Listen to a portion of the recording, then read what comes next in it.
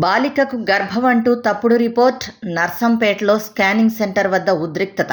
వరంగల్ జిల్లా నర్సంపేట పట్టణంలో ఒక స్కానింగ్ సెంటర్ ఇచ్చిన తప్పుడు నివేదిక తీవ్ర గందరగోళానికి, ఉద్రిక్తతకు దారితీసింది. కడుపు నొప్పితో ఆసుపత్రికి వెళ్లిన బాలిక గర్భవతి అంటూ అక్కడి సిబ్బంది రిపోర్ట్ ఇవ్వగా అసలు విషయం తెలిసి కుటుంబ సభ్యులు ఆగ్రహం వ్యక్తం చేశారు. ఈ ఘటనపై పోలీసులు విచారణ చేపట్టారు. కడుపు నొప్పితో బాధపడుతున్న బాలికను ఆమె కుటుంబ సభ్యులు నర్సంపేటలోని ఓ స్కానింగ్ సెంటర్కు తీసుకెళ్లారు. అక్కడ తీసిన స్కాన్లో బాలిక గర్భం దాల్చినట్లు నివేదిక ఇచ్చారు.